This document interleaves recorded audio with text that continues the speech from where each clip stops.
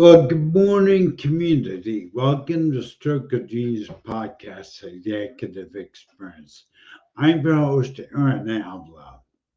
Today, Mike Skrypnek on my show as a guest. He's a nine-time published author, international speaker, a business strategist, and business coach. So I'm really excited for you to meet him. We have only 30 minutes together, so I'm going to bring him on right now. The Stroke of Genius podcast, hosted by brain aneurysm and stroke survivor Aaron Avila, sharing the experiences of survivors and CEOs. This is your destination for inspiration. Well, good morning, Mike. Hey, good morning to you, Aaron. How are you doing? I'm doing really good, bro. I'm doing really good. I'm glad you're here. So you're coming all the way from Canada, in British Columbia. So introduce yourself. Let's start out the others. Introduce yourself. Oh, you nailed the one-liner for sure. You're right. Business coach, strategist, author, speaker, but more so a family man with a wonderful wife, a couple of young adult kids, and we live and play here in the West Coast between Whistler, British Columbia, amazing resort town, and Vancouver, which is one of the most beautiful cities in the world. So living a life and taking on a fairly big step right now in our current life and kicking off a men's mental wellness movement. And we're going to talk about some of that today, I'm sure. Yeah, mental wellness. We were talking a little bit about what is a business strategist and how does it impact? It has actually I can see it tying into the mental wellness because business strategist. I told you, it reminds me of what Jeff Hazlett said. And he says, I may not be the smartest man in the program, but I will be the most strategic. So tell me what a business strategist is. What is it? It's someone who can see things from the outside that let's say the executives or the leaders, first of all, don't see objectively. They might see and dismiss things because they have certain emotions and connections to ideas or strategies. And then it's also we talked about this too at one point, the courage to connect the intelligence, the IQ side, the strategy with the emotional side, the EQ side, which is to understand which ideas are worth bringing up because you don't know in a leadership team from the inside whether they're capable of executing. But when you step in from the outside looking in and you can see the bigger picture, you're able to understand that, hey, this is a great idea and a strategic move for this company, but maybe it's not right now because this leadership team needs to deal with some other things, right? And a great business strategist understands that combination and then also can help people move to act. So I always like to say IQ plus EQ plus action, right? And then it equals impact, which is a company moving forward, people growing, business, personally, professionally, whatever it is. You stimulate growth. You're a catalyst to the action. Yeah, Mike, and really what I picture, and you and I try a little bit in agreement about this, but a lot of times, me as a CEO of business owner, and I was self-employed for 12 years, I was far too reactionary. I would not say I was strategically poisoning my words to be correct. I would react. And I would say that would be one of the biggest killers I see. My Achilles heel in business was too reactionary. But what do you see as the limitations of what is a common limitation of someone that reaching their business owner, reaching their full potential? What is limiting them in your experience? Interesting. So this is we're going to get right into it right away. There are things that limit us that are tactical, right? We can we can tangibly see we're doing the wrong steps or using the wrong systems, or we've decided, we hired the wrong people. Because and I say we've done that because as leaders or executives, if you're running a company, that's on you. You have to figure out how to hire right, develop the processes that are going to work best in your business, and the system. So those are things that are, kind of on the surface. We can see them. We can understand the decisions we made to get there. We can see the alternatives. Those are things that might limit us in our business as leaders. But those are very fixable and very obvious. And then there's the underlayer. And these are things that maybe we don't see as leaders, as executives, leaders of industry. And these are the things that usually are identified by someone saying, I keep doing the same thing over again. Why did that happen again? Why do I keep repeating the same mistake? Or how come I keep hiring the wrong people? Or why did I do a business deal that looks very much like the deal I did before and the deal I did before, and it didn't work, right? Or why are my staff and employees not having success? Like, why did I keep hearing this underpinning of negativity? Like, whatever it is, the leader then starts to have to look at themselves. And there are lots of reasons why maybe, just maybe, you're functioning subconsciously to subvert or sabotage your success. And these are things that you have no control of. And so no one is pointing the finger and saying you should know better, because maybe for systems, processes, and people, you should know better. But when it comes to the deeper subconscious behaviors, we don't necessarily know what's going on. And they might be linked to some significant things that might have happened to us in our lives. And I spend a lot of time in considering, contemplating, and sharing and advocating for men's mental health and mental wellness. And one of the key determinants of our behaviors gets solidified when we're kids. And what it really is the traumas we live through in our lives.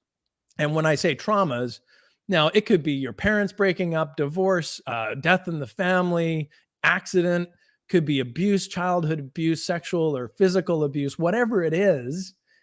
What affects us as kids gets hardwired into our brains in that developmental phase and creates neural pathways that are patterns for behavior for the rest of our lives. And we have no control of it until we get help. Yeah, I can explain a little more. You have to be able to identify the issue. You have to face it.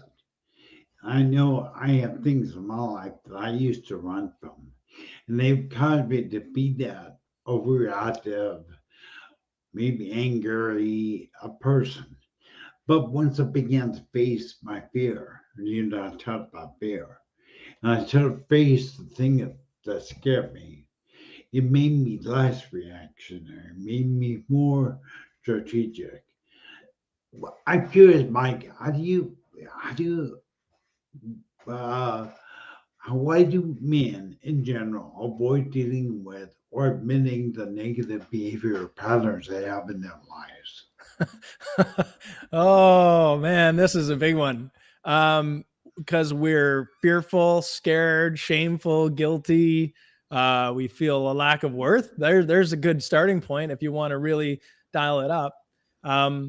But for me, I'm going to give you a story about my experience and then translate it to that moment.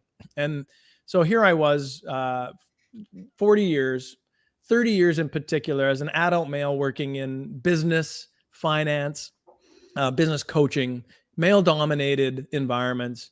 And I was doing the same things over and over again. And that was ultimately finding the wrong men to align with who had visible flaws. And this is my key pattern. And that I thought, well, I can see their daggers, right? And so I can avoid the challenge. But what happens in business, and in particularly, I was involved in the financial markets for 20 years, is there's cyclical, right? And so there's good times, and that might bring out some really terrible behaviors in people with greed, or there are bad times when people are under immense pressure. But either extreme creates challenge is when the men you align yourself with have flaws, and those flaws are exaggerated, and basically they ruin businesses, ruin lives, ruin relationships. And it's cost me money. It's cost me transition. It's cost me relationships for almost 30 years. And eventually I said, no more bad men in my life. Got to keep these bad guys out. And so I associated with good men, but transactional. I hired them as coaches, mentors, relationships in business that were all transactional. So I could always leave those relationships. Now, where did it all come from? Well, what I didn't want to admit, and what I had to admit, a year ago, just over a year ago, I lost a business contract. I'd been struggling for 18 months trying to get my business energized during the pandemic. And I was just struggling figuring it out. I lost this contract that wasn't really that big financially, but it seemed to mean the world to me. And it sent me spiraling into a depression. And for a 10-day period, every time I'd go for my walk, I would look at the raging river that is 5 minutes from my home and, want to jump in. And in fact, I wrote down on a piece of paper the pros and cons of committing suicide, of killing myself. And it scared the hell out of me. And so I got to a point where I desperately reached out for help, got a professional in my life who helped get me out of that moment, and leaned on my wife and said, I really need your help right now. And I began a path of healing. But what the healing was, is I had to deal with the issue that connected it all. And this is the thing I'd been avoiding. I was sexually abused at 11 years old. And what I didn't understand as an adult who was determined never to repeat the patterns that got me into that terrible moment of suicide contemplation is that everything I did, I thought I had free will, was controlled by the patterns that were hardwired in my brain at 11 years old. Wow. And the last thing in the world I wanted to do was tell anyone my secret, right? Because I perceived the risk was too great in my business, that people wouldn't love me, that I would be even more worthless. Shit, I couldn't even go through with suicide at the time because I was afraid I might fail. I would hate to fail. I felt like a failure in life, but I would hate to fail at trying to kill myself, right? And, first of all, it was the love for my family that, kept me from making that tragic step. But the second one really was, I didn't want to be a failure at that. And so when I stepped back and started to get therapy and started to get treatment and started to get what is called EMDR, eye movement desensitization and reprocessing. It's a big acronym, but it's EMDR. It helped me immediately. And that was to remove the shame, the guilt, all the emotions that were connected with this with many patterns, but one in general. So imagine this. You're an 11-year-old child raped by the pillar of the community, a decorated World War II Air Force bomber pilot, 35 missions over Germany, 6-foot handsome community leader, church leader, Boy Scout leader, choir leader. And he's the one who abuses you. And he abuses many boys. And so you hardwire in the nicest man. And I was selected to be a soloist in the choir. And so I was the best. And so the best man in the community picked me as the best opportunity for success. And then he abused me. And so for my entire life, I wired in this pattern never to trust the pillar of the community, never trust good men. And by not trusting good men, you can imagine in a male-dominated business environment that I was in, I never worked with good men. And somehow I pushed them away, I repelled them, they didn't want to work with me, or I sabotaged those good relationships, and I chose the not so good relationships that ultimately would unfold in terrible ways. And so I had this entire lifetime of navigating the waters with this subconscious thing because I wouldn't deal with it. When times were good, I said to myself, I'm a survivor. I was a victim, but I survived, right? But I never got any treatment. And then when I felt really low and vulnerable on occasion, I didn't want to show people I was weak. I mean, if I was in a competitive male environment, that if I showed weakness, people would come in and take my business, right? Take my livelihood. So there's so many reasons. And the other is I just didn't want to be that guy. I didn't want to be that guy who was the victim of a crime, of that type of crime. I didn't want to be known as that guy because I saw scandals out there and from church to sport everywhere. And I'm like, I don't want to be one of those poster children. And so I avoided it like the plague. That's why men don't come to terms with some of their shortcomings, their abuse, their traumas. And that's because they're afraid that they'll be seen as weak, vulnerable, that they won't aspire to the patriarchal, violence, money, and, sex, all of the male prowess, right? That we've been trained to think is important. But what I really learned is the moment I disclosed I was 100% better and I was loved more people wanted to reach out, more people wanted to engage. And every day after that 100% better got better. And so I'm now on a mission to help millions of men understand this. Really what we're talking about here is how a leader in a company, corporation, could be a very successful multi-million company. All of a sudden, the turmoil and chaos within the team can be a trickle-down effect of that leader being emotionally, I don't want to say damaged, but it's your body is. He's trained and believes it and has emotional issues that trickle down to his team. I have the saying, troubled men make trouble, right? On a disproportionate level, men make more trouble for the world than women, generally. And when men disproportionately affect women negatively in that way as well. Men who have secrets and continue to carry these secrets don't understand that there's simple treatment available that will immediately start to create results that are positive. Now, there's a duration. If you've been traumatized over years, there's a duration effect where it takes longer to have successes. But there is a correlation, I think. There's no study on it, but that's my belief. And then you consider leaders. So men in leadership positions will never reveal their weaknesses, right? And thus they'll continue to support the culture of this patriarchal, male dominant environment, right? Like we're just like men, no weaknesses, compete. And they'll do it to their own detriment.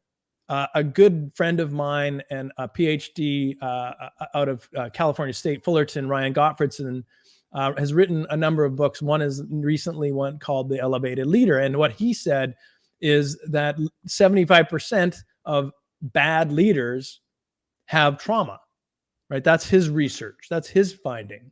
And I don't doubt that for a minute. 1 out of 6 men has been sexually abused. 2 out of 5 have probably had some kind of trauma that they're living with. And it takes men 25 years on average to reveal that something crappy happened to them. And so if you have a bunch of leaders in a room, like you think about the board, the C-suite, and the senior leaders, and you got 10, 20, 30 people in that room, a couple out of 5, like maybe a handful, 4 or 5 of them are struggling at that moment. And so if they're not willing to talk and they constantly keep it bottled in, they have to deal with it in other ways. They become addicts. They have addiction issues. They have hostility, anger issues, and therefore become terrible leaders. They have family challenges, and they have relationship and business challenges. So these people who don't understand that everything is, I didn't get it either. I didn't know it was every pattern in my life was connected to what I experienced as a kid. And it was. And there's some good patterns. Like I was stronger. I worked harder. I worked, through resilience. Like I did all that. That was part of my journey as well. But the negatives, when they rise, those negatives really destroy lives. Yeah, I can see that. Earlier I said I could see that trickle down effect. it occurs. Where I personally, we have traumas. I think we all are programmed. I don't think people realize during their adolescent years how much that reaction, or our extreme reaction, is a reason for that. And it goes all the way back to when I was a kid. And I became extremely reactionary. And part of what we're talking about here, and I think it's true, is that you could help identify these patterns, maybe nip them in the bud, maybe suggest how to deal with them. But how can we as leaders help the next generation of boys become better men? How can we do that, Mike? It's an awesome question, because that's what I'm doing every day. And that is, I'm committed to make the next generation of boys better men. And how do we do that? Is working with the leaders of today's adult male population so that they can become the good men they've always been. And one of the first steps in all of this is admitting to yourself that the stuff that you look back and you go, why do I keep doing that? Why does this keep happening to me? What have I done? How have I gotten into this moment? Like when you have those dialogues, or I'm worthless, I feel like I'm useless here, I have no value, right? When you have those type of feelings, which are very common, and that dialogue, you have to look at yourself and say, it's possible that the stuff I went through as a kid, the trauma I might have gone through as a teenager or a young male, is connected. In fact, I'm not saying it's possible. It is. Yeah. It is connected.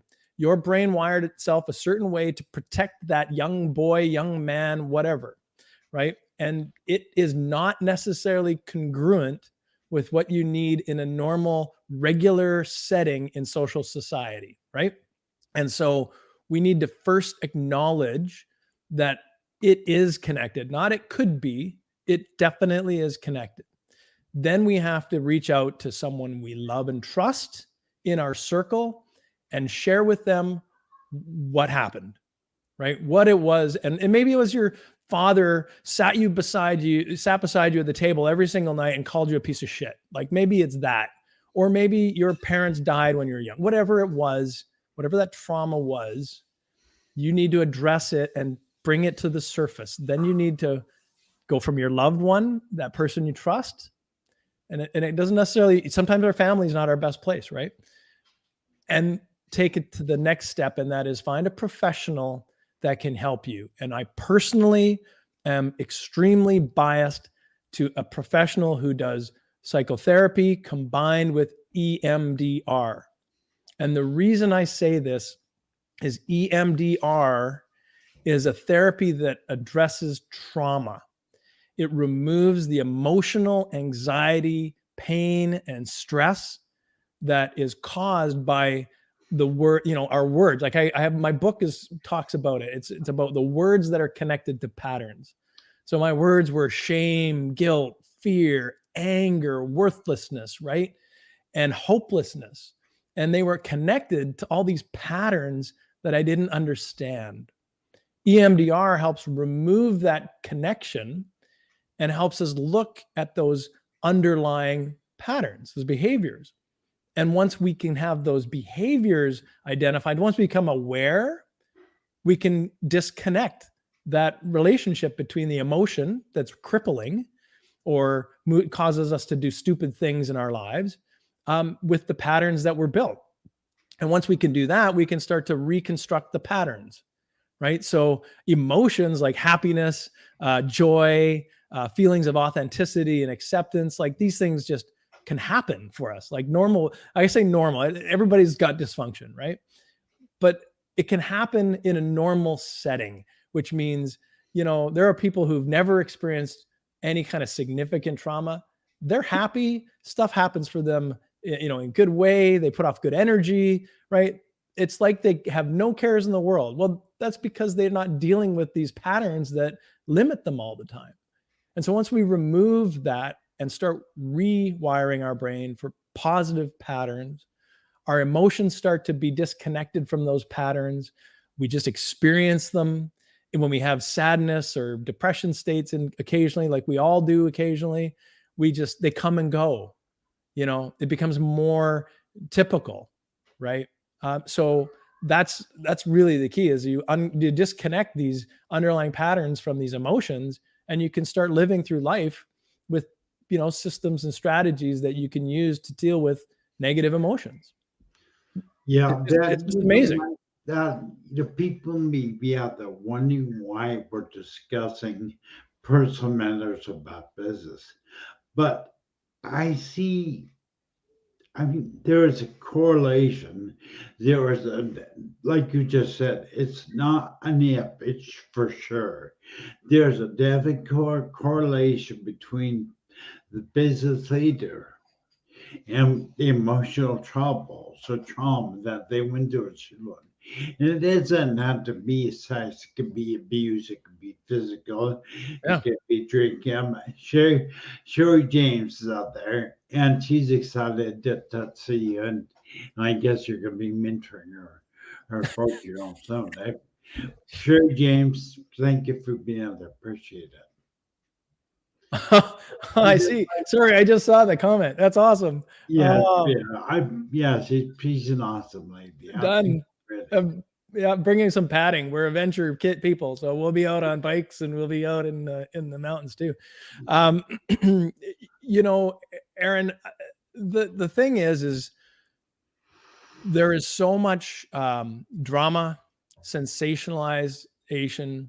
We have culture, a male dominated culture where we don't foster comfort and safe place for men to have conversations. And so I hope that by extending my story in a plain spoken way, I'm the keynote speaker, I'm the author, I'm the business coach. I've been on stage, I've training people, instructing, all these things. That's my quivers, all the arrows in my quiver, right?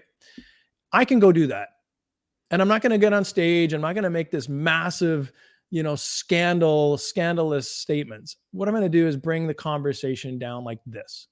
And that is, we can make it normal, if you will, normalize the narrative. So the conversation is simple. You and I, we were talking about your injury, right? And the plain spoken nature you have about having a stroke injury. Well, men have very little problem talking about their knee injury, right? Their elbow, their shoulder damage, and they wear their cast like a badge of honor, and they limp around on their freaking crutches, and they're willing to share every tiny detail about that injury with their buddies, right? When your brain is affected via trauma, physical or mental, psychological, it is still the same. Your brain experiences a neurological, physical experience that changes the way you think. So why can't we simply say we got an injury and it just happens to be our reaction to protect ourselves, no different than the swelling in our knee is a reaction and inflammation. So our emotions become the swelling. And there are treatments like ice, like EMDR, to remove that swelling and pain. And then we can just deal with the logical steps to proper treatment, prognosis, and rehabilitation. And it works the same in our brains. We can have a normal conversation about that. We can talk plainly around the boardroom table, thinking, or the locker room, or even the green room, thinking, there's no consequence for me revealing this. I won't be held aside as a pariah. I will be part of the conversation. When we heal, like when my knee injury happens, I'm not losing my job.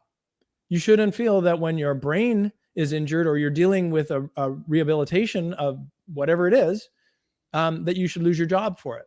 And we need to give men the comfort that that's not going to happen. You're not going to lose your job. You're not going to lose your reputation. You're going to become part of the community that supports you and helps you get better. Because if leaders get better, the leverage on that to change the lives of other men and women and pass that on to the next generation of boys to change our culture, I mean, boys will grow up giving space to other men, other boys. Imagine that. Yeah, that's huge. That's planet changing, honestly. It's world changing. Mike, we're down to the end of our show, but I really appreciate your time. That's how do people I put your email down below in the ticker.